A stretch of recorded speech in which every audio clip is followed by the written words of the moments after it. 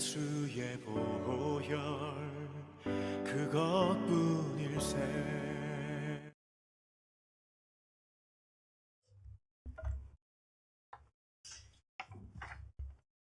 할렐루야.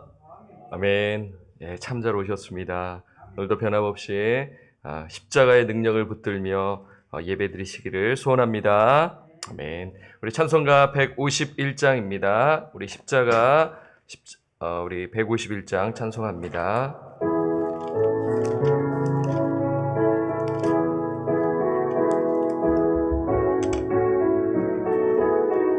만왕의 왕 내 주께서 만왕의 왕 내 주께서 왜 거쳐 당했나.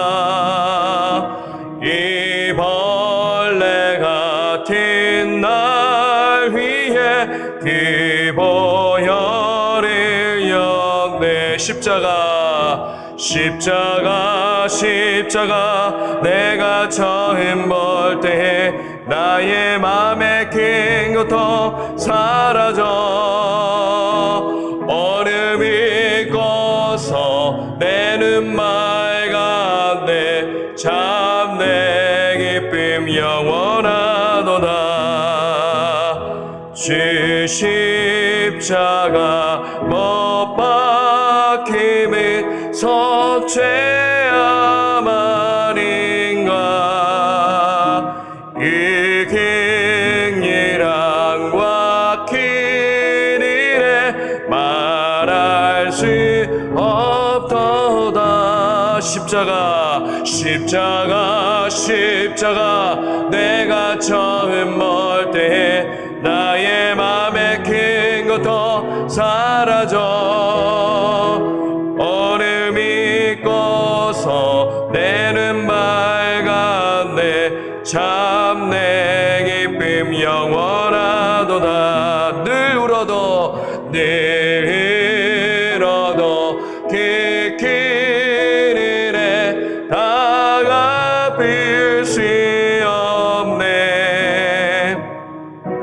주님께 몸 맞춰서 주의 이름 쓰리. 십자가 내가 처음 볼 때에 나의 맘에 큰 것도 사라져.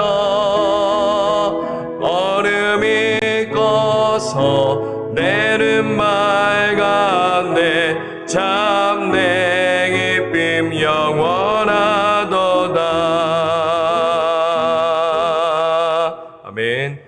짧게 기도하겠습니다. 하나님 아버지, 고난주간을 맞이하여 이 셋째 날 우리 온 성도들 또 온라인으로 현장으로 그 십자가를 묵상하며 십자가의 능력을 붙들며 이 현장에 또 온라인으로 예배드릴 수 있도록 인도하여 주신 하나님께 다시 한번 감사함을 드립니다. 하나님 아버지, 우리 마음속에 그 예수 그리스도의 십자가에 대한 그 깊은 그 은혜와 그 사랑을 우리가 날마다 묵상합니다. 그 은혜를 삼하여 이 곳에 나왔사오니 성령 하나님 우리의 마음을 충만케 하여 주시고 성령을 의지하며 담대히 오늘도 말씀 붙들고 기도하고 나아가는 우리 복된 성도님들 될 수 있도록 인도하여 주옵소서. 하나님 아버지, 비록 소수의 인원이 현장에 나왔고 또 온라인으로 예배 드리지만 아버지, 이 우리 예배자들의 마음을 받으시고 그 기도 제목을 들으시고 아버지, 우리의 헌신과 우리의 마음과 모든 것을 통하여 이 교회가 든든히 세워지게 나가게 하시며 하나님의 나라가 확장되게 하시고 하나님을 기쁘시게 하는 우리 모든 권속들 될 수 있도록 그 은혜가 충만해지도록 주님 일하여 주옵소서. 오늘 말씀을 담대히 선포합니다. 십자가를 담대히 선포하오니 아버지, 이 말씀 붙들고 오늘 하루도 승리케 하시고 주님 다시 오시는 그날까지 그 복음의 능력과 성령의 능력을 붙들며 살아가는 우리 모든 권속들 되게 하옵소서. 예수님의 이름으로 간절히 기도드립니다. 아멘. 오늘 주시는 말씀은 마가복음 15장 33절에서 37절까지 말씀입니다. 마가복음 15장 33절에서 37절까지 말씀입니다. 찾으셨으면 교독하겠습니다. 제6시가 되매 온 땅에 어둠이 임하여 제9시까지 계속하더니 제9시에 예수께서 크게 소리 지르시되 엘리 엘리 라마 사막다니 하시니 이를 번역하면 나의 하나님 나의 하나님 어찌하여 나를 버리셨나이까 하는 뜻이라. 곁에 섰던 자 중 어떤 이들이 듣고 이르되 보라 엘리야를 부른다 하고 한 사람이 달려가서 해면에 신 포도주를 적시어 갈대아 깨어 마시게 하고 이르되 가만두라 엘리야가 와서 그를 내려주나 보자 하더라. 함께 읽겠습니다. 예수께서 큰 소리를 지르시고 숨지시니라. 아멘. 예, 오늘은 엘리 엘리 라마 사막다니라는 제목으로 말씀을 드립니다.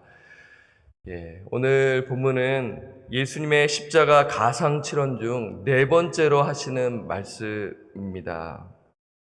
이 마가복음에는 딱 한 군데 나오는데요. 예수님의 말씀이 이제 7번 나온다라고 이미 말씀을 드렸지 않습니까? 근데 이 마가복음에는 딱 한 군데 나와요. 그것이 오늘 엘리 엘리 라마 사막다니입니다. 예수님께서 이 십자가에서 이제 이 말씀을 하시고 이제 운명을 하시는데요. 그 시간이 뭐라고 표현되어 있냐면 33절에 보니까 제6시가 된다. 이 6시는 오늘날로 하면 플러스 6을 하면 됩니다. 오후 12시죠. 그때 온 땅에 어둠이 임하여 제9시까지 계속하더니 이 제9시에 예수님께서 말씀하시는 건데 그 본문 말씀 한 번 더 보도록 할까요? 자, 15장 34절 제9시에 예수께서 크게 소리 지르시되 엘리 엘리 라마 사막다니 하시니 이를 번역하면 나의 하나님 나의 하나님 어찌하여 나를 버리셨나이까 하는 뜻이라. 어둠이 깊어지고 이 대낮에 어둠이 깊어졌다라는 것은 어떤 의미가 있나요? 하나님의 그 심판을 상징하는 것이죠. 과거 그 출애굽기에 그 9번째 재앙, 흑암 재앙을 생각하시면 됩니다. 그 흑암 재앙 가운데 하나님의 그 심판이 임박했음을 보여주는 것이죠. 그러면 오늘 이 예수님께서 지금 이 12시부터 3시까지 이 어둠이 임했다라는 것은 하나님의 심판이 임했다라는 의미가 담겨 있는 것입니다. 그 심판을 누가 받으시나요? 예수님께서 그 하나님의 심판을 받으신다라는 그러한 배경이 담겨 있는 것입니다. 그래서 예수님께서 이러한 이제 돌아가시기 전에 하신 그 말씀을 우리가 주목해 볼 필요가 있어요. 엘리 엘리 라마 사막다니. 이 말은 아람어입니다. 독자가 이방인이기 때문에 이 뜻을 모를 수 있기 때문에 해석하지 않았습니까? 번역하지 않았습니까? 나의 하나님 어찌하여 나를 버리셨나이까? 문자 그대로 하나님 나의 하나님 왜 나를 버리셨습니까? 어찌하여가 그 why입니다. 왜 버리셨습니까? 라는 그러한 그 절규의 그 외침을 우리가 보고 있는 것이죠. 어떤 의미가 있는 것인가요? 예, 문자 그대로 예수님은 하나님으로부터 버림을 받았다라는 것입니다. 예수님께서 하나님으로부터 버림을 받았다는 의미는 무엇입니까? 마르틴 루터는 참 이 부분에 대해서 고민을 했다고 합니다. 어떻게 하나님이 하나님으로부터 버림을 받을 수 있는 것인가 하는 깊은 그러한 생각에 잠겼다고 이렇게 문헌에 나와 있는 것이죠. 여러분은 어떻게 생각하십니까? 어떻게 하나님이 하나님으로부터 버림을 받을 수 있는 것인가? 그것은 우리의 인간의 이성으로는 100% 온전히 이해할 수가 없는 것이죠. 삼위일체 성부 하나님께서 성자 예수 그리스도를 보내신 것이 이해가 된다면 이 부분 또한 성부 하나님께서 성자 하나님 예수 그리스도를 버리신다라는 의미를 우리가 믿음으로 또 우리가 받아들여야 한다는 측면에서 우리가 볼 필요가 있는 것입니다. 여러분, 버림을 받았다는 의미는 무엇입니까? 예수님께서 영원 전부터 교제했던 하나님과 분리되었다라는 의미가 담겨 있는 것입니다.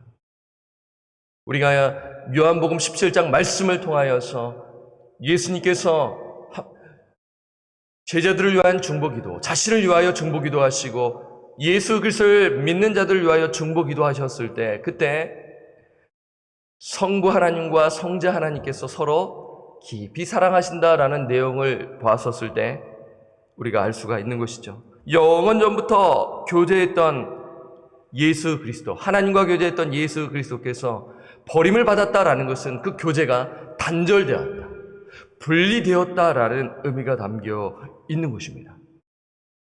여러분, 이것은요, 결국 이 단절은 누가 경험을 하나요? 예수님을 믿지 아니하는 자들이 경험할 최종적인 경험을 이야기하고 있는 것입니다. 예수님을 믿지 아니하는 자들은 하나님으로부터 영원한 그 분리됨, 그 단절됨을 경험할 수 있다는 것을 우리가 보았을 때, 지금 이 예수님께서 육체적으로도 큰 고통임에 틀림이 없습니다. 그렇죠? 그리고 영적으로도 큰 고통임에 틀림이 없다라는 것을 생각할 수가 있는 것입니다. 그만큼 고통스러운 시간이었는데요. 자, 그렇다면 하나님은 왜 예수님을 버리셨는가라는 질문인 것입니다. 자, 그 답에 우리가 말씀을 통해 한번 보도록 하겠습니다. 고린도후서 5장 21절을 보게 되면 하나님께서 왜 예수 그리스도를 버리셨는지를 이 말씀 한 구절을 통해서 알 수가 있는 것이죠. 하나님이 죄를 알지도 못하신 이를 우리를 대신하여 죄로 삼으신 것은 우리로 하여금 그 안에서 하나님의 의가 되게 하려 하심이라. 이것이에요. 고린도후서 5장 21절은 소위 예수님의 대속이 무엇입니까? 예수님께서 왜 죽으셨습니까? 라는 그 질문에 답을 할 수 있는 한 구절이라고 할 수 있는 것이죠. 로마서 6장 23절에 죄의 삭은 사망이요 하나님의 은사는 그리스도 예수 우리 주 안에 있는 영생이니라 라는 말씀 또한 우리가 전할 수 있고, 또 한 구절을 뽑으라면 이 방금 말씀드린 고린도후서 5장 21절인 것입니다. 또한 오늘 설교에 대비해서 하나님께서 왜 예수님을 버리신 이유를 설명하기 위해서 이 구절을 할 수가 있는 것인데, 그 이유는 무엇입니까? 이 말씀에 비추어 봤었을 때 우리의 죄악 때문인 것이죠. 여러분, 고린도후서 5장 21절을 다시 한번 보여주시겠습니까? 슬라이드로요. 보여주시면 하나님께서 죄를 알지도 못하신 이를 우리를 대신하여 죄로 삼으셨다라고 이야기하고 있는 것입니다. 이 말씀을 여러분 읽으셨을 때 제가 이 방금 설명을 드렸기 때문에 이해가 되실 거예요. 아, 예수님께서 내 죄를 대신하여 죽으셨구나 라는 의미는 다 아실 것입니다. 그런데 궁금한 것이 있는 거죠. 아니, 죄로 삼으신 것이 무엇인가? 죄로 삼았다라는 말이 무엇인가? 라는 이 문장이 언뜻 이해가 안 될 수가 있는 것이죠. 또는 이것을 물어본다면 설명할 수 있는가라는 질문인 것이죠. 두 가지가 있습니다. 짧게 말씀을 드리면, 첫째, 죄로 삼으셨다. 하나님께서 우리를 대신하여 예수님을 죄로 삼으신 의미는 하나님이 예수님을 죄인인 것처럼 다루셨다라는 의미입니다. 여기서 오해하지 말아야 하는 것은 예수님은 어떤 죄도 짓지 아니하셨다라는 것이죠. 그래서 고린도후서 5장 21절에 하나님이 죄를 알지도 못하신 이르라고 이야기한 것을 우리가 기억해야 하는 것이에요. 하나님이 예수님을 죄인인 것처럼 다루셨다라는 것은 결국에는 우리 죄 때문에, 우리가 죄인이기 때문에 예수님께서 대신 죄값을 받으셨다. 죄를 짓지 아니하셨는데 하나님께서 예수님을 죄인처럼 다루셨다라는 것입니다. 그래서 그 하나님께서는 그 죄를 미워하시기 때문에, 죄를 반드시 심판하셔야 했기 때문에 이러한 부분에서 우리가 예수님을 죄인인 것처럼 다루셨다라는 것을 우리가 생각할 수가 있는 것입니다. 하박국 1장 13절에 보면은 이런 말씀이 있습니다. 주께서는 눈이 정결하심으로 악을 참아 보지 못하시며 패역을 참아 보지 못하시거늘라고 이야기하고 있어요. 하나님은 공의로우시기 때문에 반드시 죄를 심판하셔야 합니다. 죄값을 반드시 치르도록 하는 것이 하나님의 속성인 것이죠. 이것이 이루어진 곳이 어디입니까? 하나님의 그 심판과 형벌이 반드시 이루어져야 되는데 그것이 십자가인 것입니다. 하나님의 공의가 실현되었다라는 그 의미가 고린도후서 5장 21절에 담겨져 있는 것이죠. 그만 하나 더 말씀을 드려야 되겠죠? 예수님을 죄로 삼으신 의미, 두 번째 의미는 하나님이 예수님을 흠없는 어린 양과 같이 희생제물로 다루셨다라는 것으로 볼 수가 있는 것이죠. 죄인인 것처럼 다루셨고, 이제 좀 더 구체적으로 우리에게 딱 알 수 있는 것, 하나님이 예수님을 흠없는 어린 양같이 희생제물로 다루셨다라는 것이죠. 이 부분에 대해서 구약 말씀과 신약 말씀을 각각 보도록 하겠습니다. 이사야서 53장 6절 우리 함께 읽을까요? 시작. 우리는 다 양 같아서 그릇 행하여 각기 제 길로 갔거늘 여호와께서는 우리 모두의 죄악을 그에게 담당시키셨도다. 이게 예수님을 죄로 삼으신 의미가 이 말씀을 통하여 설명할 수가 있는 것이죠. 하나님께서 우리 모두의 죄악을 어린 양이신 예수 그리스도에게 담당시키셨도다라는 그러한 뜻을 우리가 볼 수가 있는 거예요. 그러니까 고린도후서 5장 21절을 설명해 주십시오. 이 의미가 무엇입니까? 라면 이 53장 6절 이 말씀을 이야기해 주시면 돼요. 이사야서 53장 6절. 그리고 구약의 한 구절 말씀을 여러분 딱 제시해 주시면 됩니다. 메모해 뒀다가 성경을 펴서 제시해 주면 되는 거예요. 하나님께서 예수님을 죄로 삼으신 의미가 무엇입니까? 로마서 3장 25절 말씀에 나와 있는데요. 자, 3장 25절 말씀 보면 이 예수를 하나님이 그의 피로써 믿음으로 말미암는 화목제물로 세우셨으니 이 의미가 담겨 있는 거예요. 그 다음 구절 보시면 이는 하나님께서 길이 참으시는 중에 전에 지은 죄를 간구하심으로 자기의 의로우심을 나타내려 하심이니 이것이에요. 여러분 여기서 화목제물에 대해서 여러분 자세히 제가 말씀드릴 필요가 있습니다. 화목제물은 헬라어로 힐라스테리온입니다. 힐레오스라는 형용사에서 비롯되었는데요. 힐레오스는 행복한, 다정한, 친절한이라는 의미가 담겨 있어요. 화목제물의 목적은 그 문자 그대로 관계가 깨어졌을 때 좋은 관계를 맺도록 하는 데 있는 것이죠. 그래서 화목제물은 하나님의 분노와 진노를 누그러뜨리고 하나님의 공의를 만족시키며 지속적인 친교를 모세하는 것입니다. 이러한 제사가 구약시대 때 나온 것인데요. 힐라스테리온이라는 용어가 레위기 16장을 보면 지성소에 있는 법궤 덮개가 소개되는데 그 덮개를 일명 속죄소라고 합니다.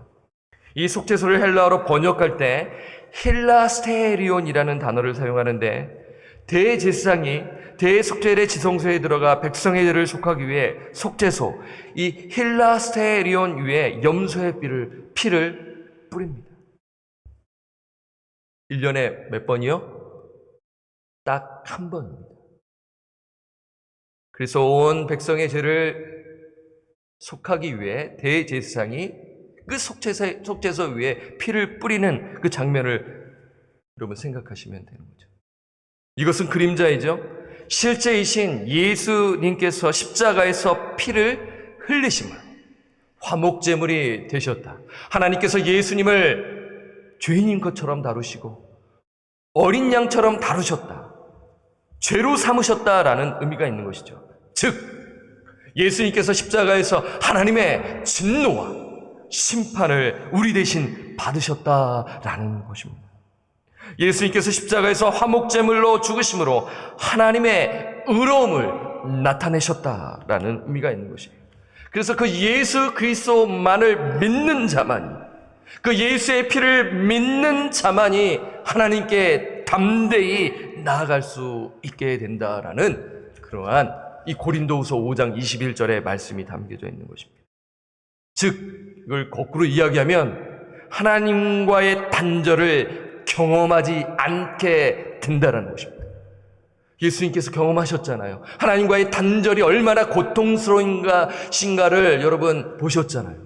예수님께서 겟세마네 동산에서 근심하고 땀을 흘리고 평상시와 다르게 그 마음이 심히 슬퍼하시고 그 마음이 되게 고뇌하시는 장면을 한번 떠올라 보십시오. 왜 그렇습니까? 두 가지가 있죠. 첫 번째가 오늘 이거예요. 단절입니다.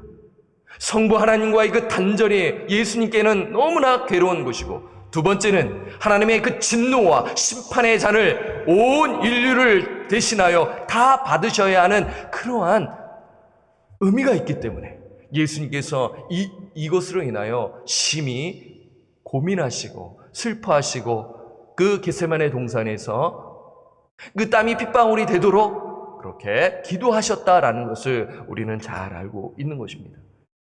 물론 육체적 고통 또한 우리가 생각할 수가 있죠. 하지만 그거보다도 더한 이러한 하나님과의 이 단절, 그 하나님의 그 심판과 저주를 대신 받으셔야 한다라는 이러한 측면에서 예수님께서 고통을 당하신 것으로 우리가 십자가를 묵상할 수가 있는 것이죠. 그래서 그 예수님으로 말미암아 그 예수 그리스도의 그 피를 믿는 자는 하나님과의 그 영원한 단절을 경험하는 것이 아니라 지속적인 그 깊은 교제를 지금 우리가 누릴 수 있다라는 것이죠. 성소에 들어갈 담력을 주신다라는 그 말씀, 예수의 피를 힘입어 성소에 들어갈 담력을 얻었나니, 이 부분은 성금요일 때 제가 구체적으로 말씀을 드릴게요. 그래서 정말 중요한 이 십자가의 의미가 무엇인가? 이것은 십자가는 하나님의 공의가 실현되었다라는 그러한 신학적 의미를 분명히 알고 계시고요. 이것을 믿으시기를 바랍니다. 하나님은 죄인에게 이 은혜를 주시기 위해 예수님을 버리신 거예요. 문자 그대로 버리신 것입니다. 그리고 마지막에 어떤 모습을 보여주시나요? 15장 37절, 마가복음 15장 37절에 예수께서 큰 소리를 지르시고 숨지신다라고 말씀하고 있어요. 그러니까 여기서는 예수님의 말씀이 나오는 것이 아니라 한 번 더 절규의 그 외침이 나오지 않습니까? 어떤 말씀하신 것은 나오지 않아요. 그러니까 오늘 네 번째로 하신 말씀이 엘리 엘리 사막다니 나의 하나님 어찌하여 나를 버리셨나이까 라는 것이 네 번째 말씀이고, 그 다음에 다섯 번째 말씀이 목마르다라고 하시는 그 말씀인 것이죠. 그리고 하시는 말씀이 다 이루었다, 이 여섯 번째 하신 말씀이고, 일곱 번째로 하신 말씀이 어떤 말씀이에요? 아버지 내 영혼을 아버지 손에 부탁하나이다 하고 지금 이렇게 숨지시니라 라고 이렇게 볼 수가 있는 것이죠. 여러분, 왜 제가 이 말씀을 드리냐면요, 제가 말씀을 드리는 것은 여기 기록되어 있기 때문에 말씀을 드리는 거고, 이 마가가 이렇게 기록한 것을 우리가 볼 필요가 있죠. 상당히 이 사건을 이제 팩트를 이야기하고 있는 것을 우리가 알 수 있지 않겠습니까? 그러니까 제3시, 6시, 9시 해가지고 예수님께서 십자가에 달려진 시간을 시간별로 해서 이렇게 자세히 기록하고 있고요. 그리고 예수님께서 엘리 엘리 라마 사막다니라는 이 말씀 또한 기록하고 있고요. 그리고 예수님께서 마지막에 어떻게 죽으신가를 자세히 묘사하고 있어요. 그럼 다 이유가 있지 않겠습니까? 예수님께서 마지막 숨을 내쉬기 전에 큰 소리로 한번 외치신다라는 것은 어떤 의미가 있는가 하면요, 예수님께서 일반 죄인들과 똑같이 죽지 않았다라는 것을 가리키는 것입니다. 여러분, 십자가에 달리면 길게는 어떤 문헌에 따르면 일주일 더 길게 간다고 합니다. 인간이 만든 그 사형틀 중에 최고로 잔인한 것이 이 십자가 형틀이라는 것 여러분 잘 아시죠? 예, 정말 잔인한 것이에요. 그러니까 사람으로서 할 수 없는 그러한 고통이 이 십자가를 통해서 하는 것인데, 거꾸로 뒤져보면 이것을 통하여 이 로마가 세계를 제패할 수 있는 그 부분에서 이 부분입니다. 강력한 군사력과 이 십자가의 형틀로 사람들을 통제하는 거예요. 얼마나 무서웠겠습니까? 그러니까 이 십자가에 달리면 보통 2, 3일, 길게 가면 일주일이 하지만 보통 2, 3일, 일개는 일주일 이렇게 매달려 있다가 죽게 되는 것이죠. 그러면 이러한 상대적으로 이것을 보았을 때 예수님의 이 죽음은 짧다라는 것을 알 수가 있겠죠. 그러면 단순히 짧다라는 이야기를 전하는 것이 아니라 예수님의 죽음이 자발적이다라는 것을 볼 수가 있는 것이에요. 그래서 마지막으로 하신 말씀이 아버지 내 영혼을 아버지 손에 부탁하나이다.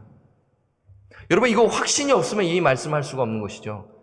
우리가 임종하기 전에 편안히 찬송을 부르면서 정말 그 확신 가운데 그 천국에 들어가기 전에, 그렇죠? 예수 그리스도를 의지하며 그 평안한 가운데 들어가기를 또 여러분 소원하지 않습니까? 또 그러한 분들을 보면 좀 은혜가 되지 않습니까? 그러니까 그와는 달리 뭐 사람이 그럴 수는 없지만 지금 예수님께서 자신의 생명을 버리셨다라는 의미로 볼 수가 있는 것이죠. 그래서 이러한 부분에서 예수님의 그 죽음은 그냥 일반적인 사람의 죽음과는 다르다라는 것을 지금 묘사하고 있는 것입니다. 그래서 빌라도가 놀라는 거예요. 성경 한번 볼까요? 15장 44절에 보게 되면 빌라도는 예수께서 벌써 죽었을까 하고 어떻게 여겼죠? 이상히 여겼다라는 거예요. 백부장을 불러 죽은 지가 오래냐 묻고. 그러니까 예수님의 죽음은 단순한 죽음이 아니라는 것이에요. 예수님이 하신 말씀 또한 의미가 있는 것이죠. 그래서 백부장이 처음으로 그 예수 그리스도가 하나님의 아들이시다라고 그 고백할 정도로 이 예수님의 죽음은 그냥 일반 사람들의 죽음과는 다르다라는 것을 우리가 성경을 통해 발견하게 되는 것입니다. 제가 어떤 말씀을 지금 드리는 것입니까? 예수님의 죽음은 평범한 죽음이 아니라 나의 죄를 용서하시기 위해, 나를 살리시기 위해 죽으신 죽음이었다라는 것입니다. 온 인류라고 해서 크게 여러분 이제 말씀하지 마시고 그러한 궁극적인 세상을 사랑하시기 위하여 죽으심인데 그 죽음이 나를 위한 죽음이었는가? 생각해봐야 하는 것이에요. 정말 나의 죄를 위하여 죽으신 죽음이었는가? 개인적으로 여러분들이 고민하셔야 하는 것이에요. 지금 우리 두 어린 학생이 이 말씀 복음을 듣고 있는데 나를 위한 죽음이었는가? 어머니를 위한 이 십자가의 대속의 의미만 생각하는 것이 아니라 나를 위한 죽음이었는가? 그것을 믿는다면 할렐루야이죠. 그 복음을 붙들고 그 어린 시절에 그 예수 그리스도를 만나 십자가를 자랑하고 그 은혜 안에 살 수 있는 그 하나님의 그 은혜가 있는 것 아니겠습니까? 이것이 복음입니다.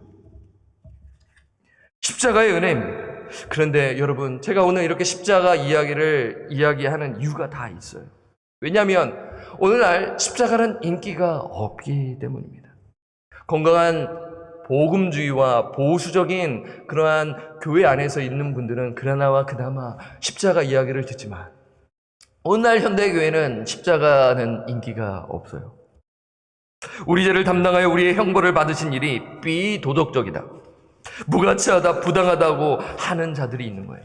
심지어 자유주의 신학에 물든 어느 교단에서는 십자가는 하나님의 공의를 거부해요. 십자가에 그냥 좀 괜찮으면 사랑이다라고 이야기는 해요. 그러나 자유주의 신학에 물든 그러한 교단과 교회는 하나님의 공의를 철저히 부정합니다. 말도 안 된다라는 것이에요. 그건 대놓고 이야기합니다. 문헌을 통해서도 이야기하고 있어요. 그래서 지옥은 없다, 심판은 없다, 이렇게 연결되어 있는 것이죠. 여러분, 교회가 어떻게 되겠습니까? 죽어가는 것이죠. 목회자들은 복음보다는 감동적인 성공과 감동적인 스토리를 들려주기를 애를 쓰려 하죠. 성경 이야기보다는 재미있는 이야기를 들려주려고 애를 써요. 어떻게든지 그 성도의 마음을 흡족해 주려고 애를 쓰고 있는 현대 교회인 것입니다. 하지만 깨어있는 성도는 이렇게 말합니다. 세상 이야기 말고 하나님의 말씀을 들려주십시오. 복음을 들려주십시오. 사랑하는 여러분, 왜 하나님의 말씀과 복음을 바르게 선포해야 합니까? 하나님의 말씀에 능력이 있기 때문입니다. 성령의 역사가 나타나기 때문입니다. 주객이 전도되면 안 돼요. 바울은 이것을 누구보다도 잘 알고 있었습니다. 저는 이 말씀을 준비하면서 고민했어요. 어떻게 이 말씀을 여러분들에게 적용하는 측면에서 어떤 말씀을 드릴까?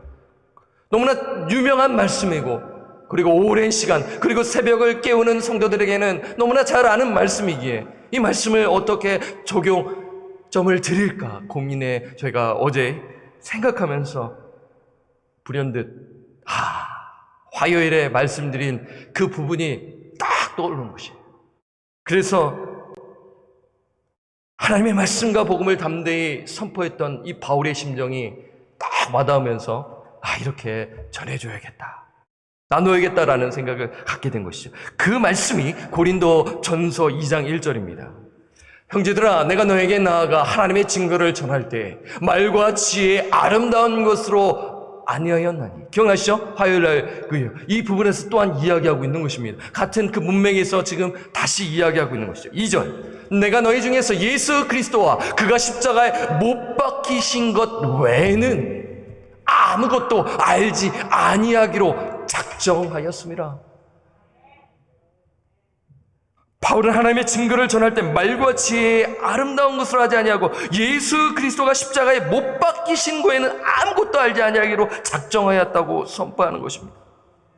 그런데 현실은 사람들이 십자가를 거부해요. 십자가는 이성적이지 않다고 이야기해요. 십자가는 미련하다, 논리적이지 않다라면서 대놓고 조롱하고 무시하고 이러한 현실 가운데 살고 있고, 한때 신앙생활을 했지만 그것은 내가 어렸을 때 부모님 따라 믿었던 신앙이지 이제는 나는 그게 동의가 되지 아니한다라면서 세상을 향해 나아가 버립니다.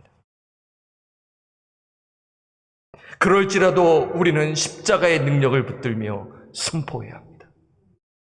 그래서 바울이 3절에 이렇게 이야기하는 것이죠. 3절 말씀을 보면 고린도전서 2장 3절에 내가 너희 가운데 거할 때 약하고 두려워하고 심히 떨었노라. 여러분, 약하고 두려워하고 심히 떨었노라는 의미는 어떤 분들은 이렇게 해석하시는 분들이 계세요. 아덴의 철학자들과의 논쟁 때문에 스스로 흔들렸다고 해석하는 분들이 있어요. 바울이 유축되었다라고 이야기하는데 그것이 아니에요. 저는 그렇게 생각하지 않습니다. 하나님의 권위에 의존하고 순종하는 자세로서 지금 보여지는 모습인데요. 그것을 어떻게 할 수 있냐면 4절을 통해 알 수가 있는 거죠. 4절에 보면 내 말과 내 전도함이 설득력 있는 지혜의 말로 하지 아니하고 다만 성령의 나타나심과 능력으로 하여. 5절 함께 읽겠습니다.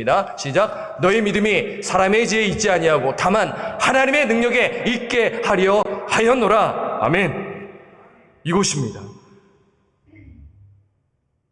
전능하신 하나님, 전지하신 하나님, 그 하나님을 의지하면서 성령의 역사를 의지하며 담대히 순종하며 못 박히신, 십자가에 못 박히신 예수 그리스도만을 전하겠다고 이렇게 다짐하는 것을 볼 때 우리에게 도전이 되지 않겠습니까?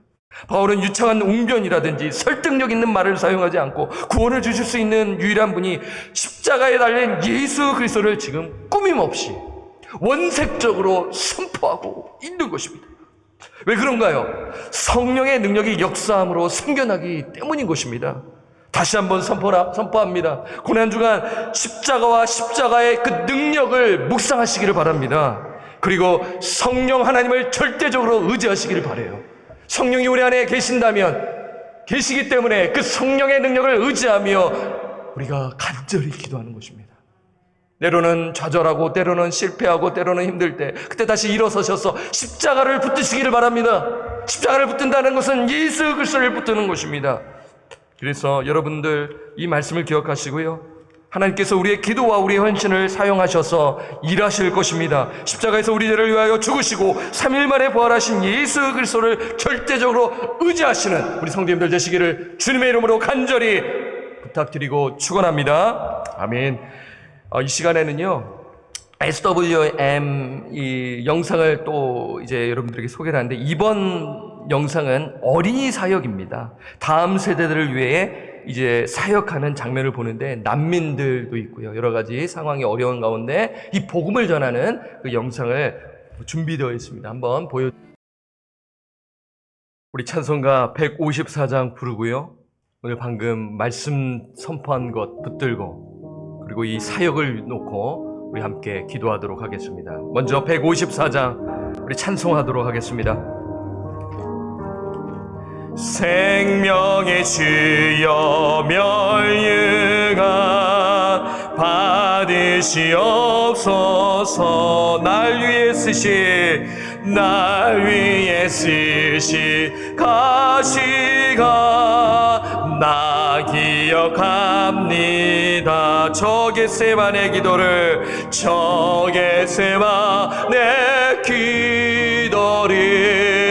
늘 기억하게 하시고 그 십자가의 인내로 하소서. 니셨던 무덤 내게도 보이시옵소서. 참는 신도가 천사가 굳게 지키었네. 저 겟세마네 기도를, 저 겟세마네 기도를 능히 역하게 하시고 그 십자가의 은혜로 날 인도하소서.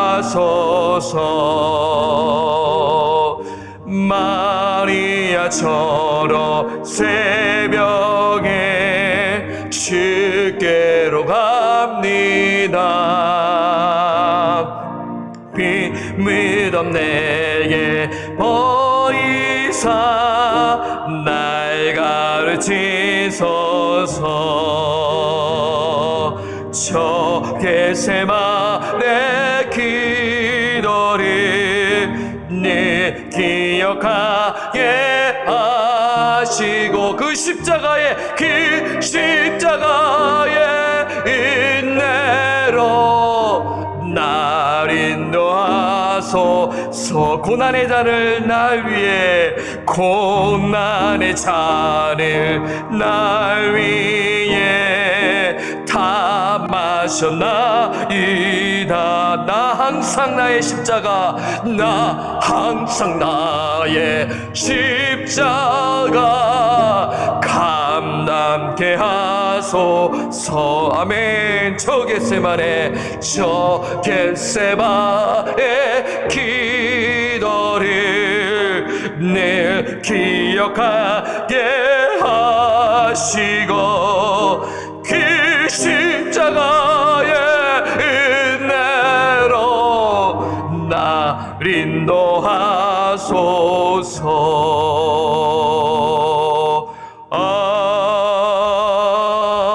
아멘.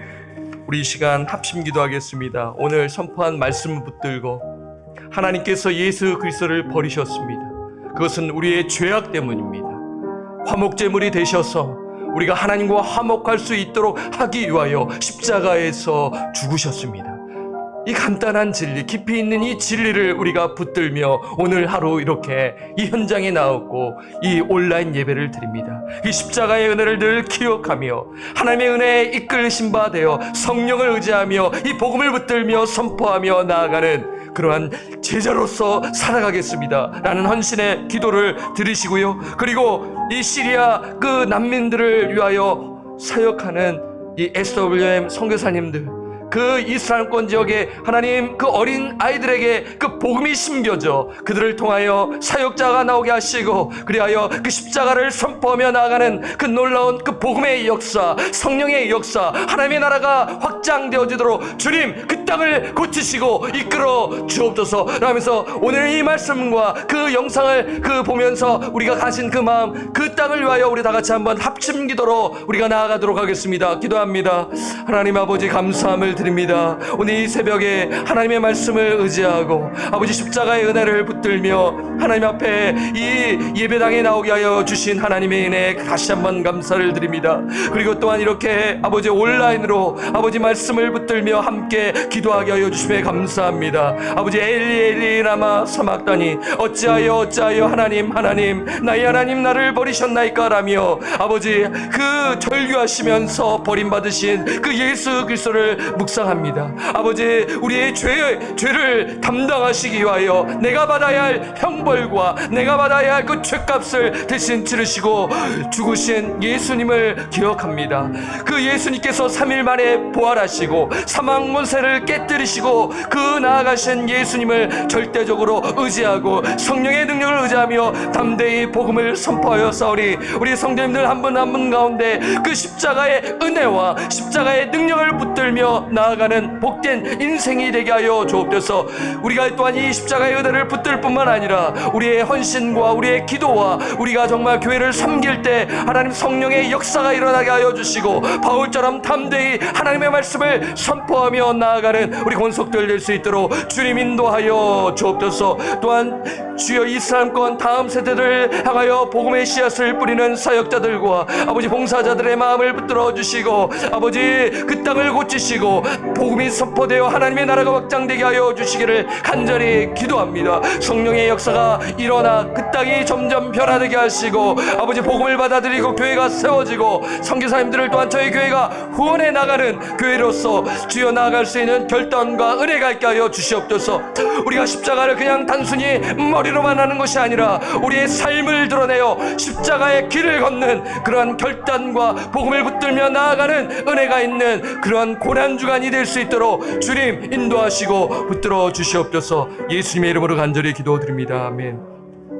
하나님 참으로 감사함을 드립니다. 이 시간 변함없이 십자가를 묵상하며 오늘 이 말씀을 붙들며 기도하게 하여 주심에 감사함을 드립니다. 아버지 성령께서 우리의 마음을 뜨겁게 하시고 우리의 마음을 주장하게 하여 주시사 예수 그리스도를 절대적으로 의지하며 나아가는 한 분 한 분 될 수 있도록 인도하여 주옵소서. 하나님 또 어린 자녀도 왔습니다. 그 심령을 축복합니다. 하나님 예수 그리스도를 붙드는 그런 복된 자녀가 되게 하여 주옵소서. 십자가를 붙들며 복음을 전하는 자녀가 될 수 있도록 주님 인도하여 주옵소서.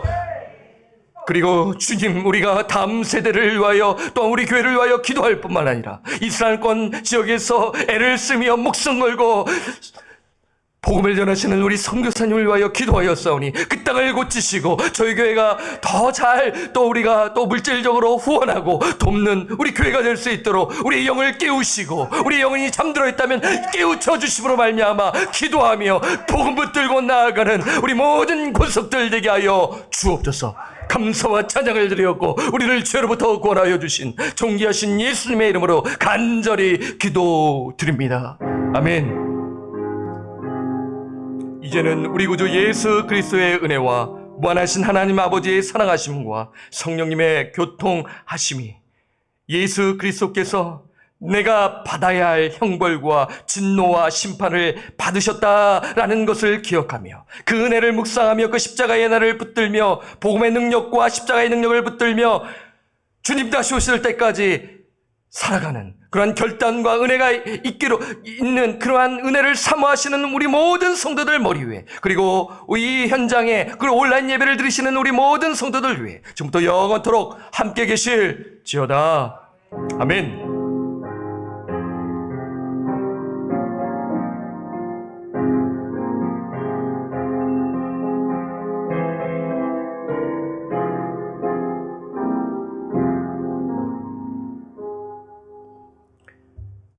예배를 마쳤습니다.